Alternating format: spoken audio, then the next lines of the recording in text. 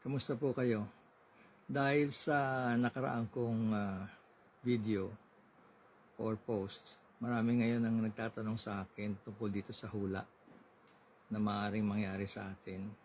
Kung ako daw ay pro VP Sara or pro BBM o pro Lenny o pro dun sa ibang mga sinasabi nilang mga kandidato na pwedeng maging presidente sa 2028. Unang-una po, dapat nating intindihin na ito ay hula. Ibig sabihin ay maaari kayong maniwala, maaari namang hindi kayong maniwala. Pero sa akin po ay personal dahil sa experience ko sa pagtingin ng mga nakaraang eleksyon. Dahil ako po ay matanda na ngayon, magsa-77 na po ako. Kaya marami na akong pinagdaan ng mga experience tungkol sa eleksyon. Kaya nasabi ko lang na ang hula ko ay ganyan nga yung nakaraang post. Ngayon, kaya ko po nasabi ang mga hula na yan, lalong-lalo na umpisahan natin sa unang hula ko na may impeach si VP Sara, ay para ipaliwanag sa inyo na si VP Sara po ay nasa ilalim ng sinasabing pag-uusig. Hindi po ito korte, ito po ay nasa Congress. Ang sinasabi po ang Congress ay may sarili silang rules, may sarili silang patakaran, may sarili silang sabihin nating batas, di umano, na sila lang ang nakakaalam at sila lang ang makakagawa. Walang maka-question sa kanila yon dahil sa kapangyarihan po ng Congress ang gawin, ang gusto nilang gawin. Ngayon, ang nangyayari po, tignan nyo naman kung sinusundan nyo ang impeachment ni VP Sara ay talagang nakatutok ito hindi sa namalaman natin kung ano ang nangyari sa pondo na sinabi nila na ginamit daw di umano ni VP Sara na hindi tama. At makikita nyo naman na nung isang taon pa talagang gigil na gigil ang Congress talaga na tanggalin si VP Sara. Nagkataon nga lang na nung nakaraang taon ang impeachment ng ginawa ng Congress ay hininto ng Supreme Court dahil nga sa sinasabi nilang pag-abuso daw ng Congress sa paggawa ng isang impeachment process. Kung natatandaan ninyo, maski ang Senado ay handang-handa na talaga ng isang taon. At sinasabi ng iba na mabuti na raw hindi umabot sa Senado. Ang Senado pala sinasabi ko na handang-handa na. Ang Senado, hindi umabot sa Senado ang impeachment dahil nakasisiguro na sila dahil sa bilang at influensya ng kalaban ni VP Sara sa Senate, sigurado may impeach siya. Kaya sinabi po ay pwedeng ulit magkaroon ng impeachment si VP Sara pagkatapos ng February 6, 2026 na ngayon nga po ay nangyari.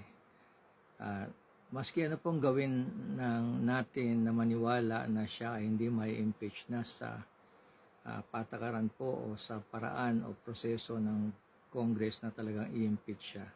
Tandaan ninyo, yan po ay prerogative ng Congress. Lahat po ng nangyari dyan ay hindi nakatugma sa sinasabi nating sa ibang korte na justice or lawful, kundi ito po ay political action. Ano po ba ibig sabihin ng political action? Ang politika po ang mananaig dito. Maski saan pong lugar sa buong mundo pag sinabing impeachment, kung sino ang may pinakamarami at pinakamalakas na partido, sila ang magiging matagumpay pagdating sa impeachment. Kaya sa takbuhan ng nangyayari ngayon, nakita nyo naman, maski ang kanilang witness, number one witness nila, ay talagang mahirap pagkatiwalaan lahat ng sinasabi. Unang-una, yung number one witness nila ay talagang kriminal na halos.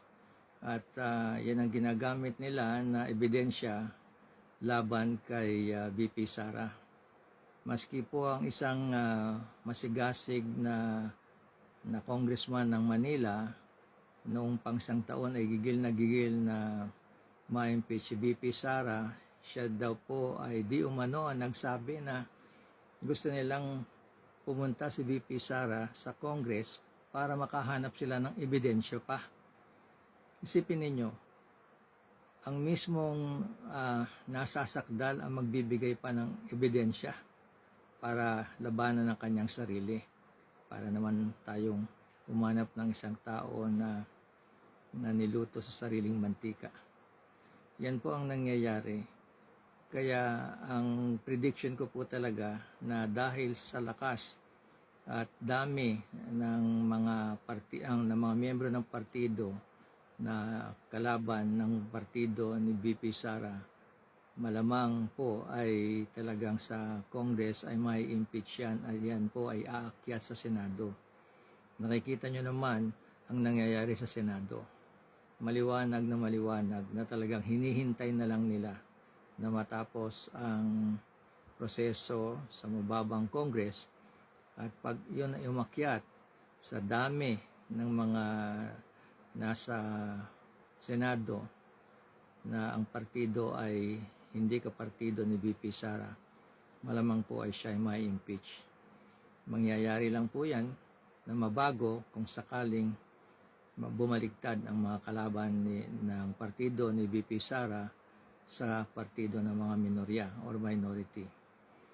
Kaya ibig sabihin ng minority, ibig sabihin sila ay kakaunti laban sa majority. Sa majority mas madami.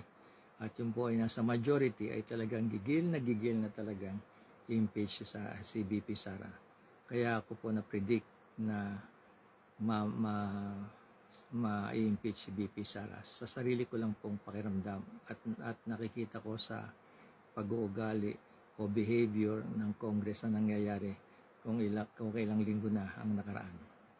Yun naman pong sinabi ko na prediction ko na magsisilbi pa rin si presidente natin, si BBM hanggang 2028. Unang-una po ay malakas ang kanyang partido, suportado po siya siyempre ng Kongreso at Senado, at hindi lang po siyempre siya po ay inaalagaan din ng maayos ng kanyang siguro pamilya at mga doktor.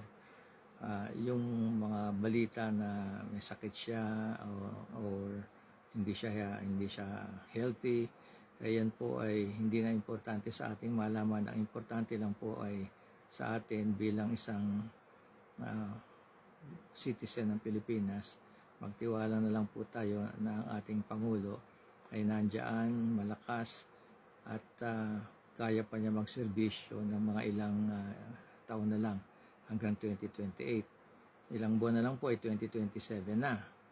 At mabilis na pong tatakbo ang panahon mula itong taon na to hanggang sa eleksyon sa 2028. Ngayon po, yun po yung dalawang prediction ko na maaring mangyari. Nasa sa inyo na po kung maniniwala kayo. Kung hindi naman po kayo naniniwala, huwag nyo naman ilabanan ang aking hula. Yun nga po ay hula lang.